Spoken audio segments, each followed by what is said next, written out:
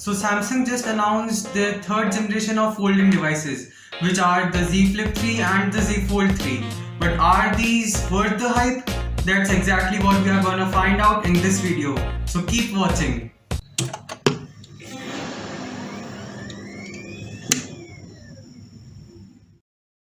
This video is not going to be a rant about Samsung's folding devices, but according to an average consumer, these have a lot of downsides, and basically these are because of their form factor.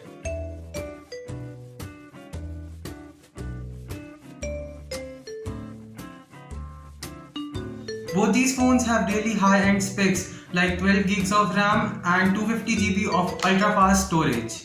Both of them have a 120Hz refresh rate, and there are some first generation features too, like the under display camera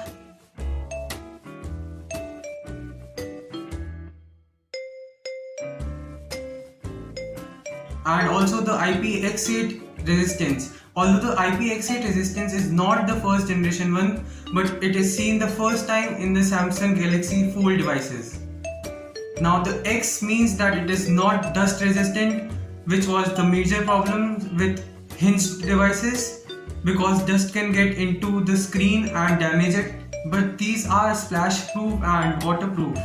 Moreover, the Samsung Galaxy Z Fold 3 is a productivity monster. You can layer many apps on top of each other. There is a side panel which you can dock it, and it will stay there permanently and show your most recently used apps as well as all the apps too. Plus now you get the full-fledged Chrome tabs. I've been wanting this for years now.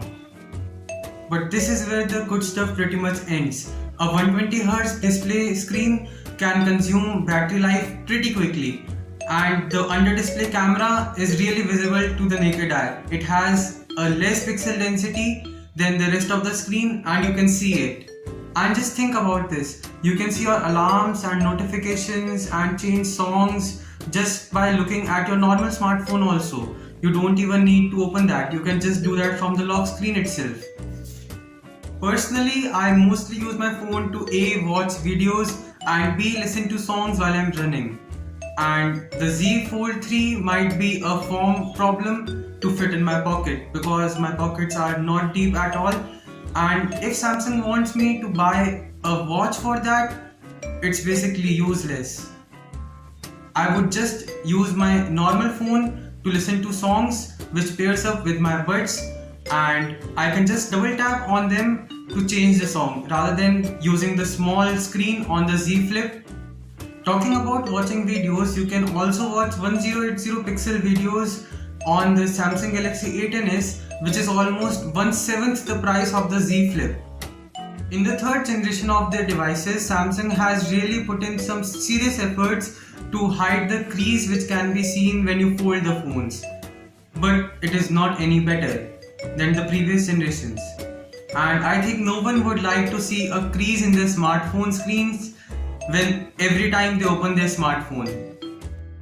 Speaking of the price, the Samsung Galaxy Z Fold 3 is almost 1,20,000 rupees and the Z Flip 3 is almost 75,000 rupees in India. This is a massive jump from the 30 or 40,000 rupees price of a decent mid-ranger or even flagship smartphones from MI or Vivo. Plus, I could use some really useful features like the headphone jack in my phone, just like the OnePlus Nord, and the under display fingerprint scanner in the Samsung S models, the higher ones. I can see myself making use of the reverse wireless charging and just charging my earbuds with it.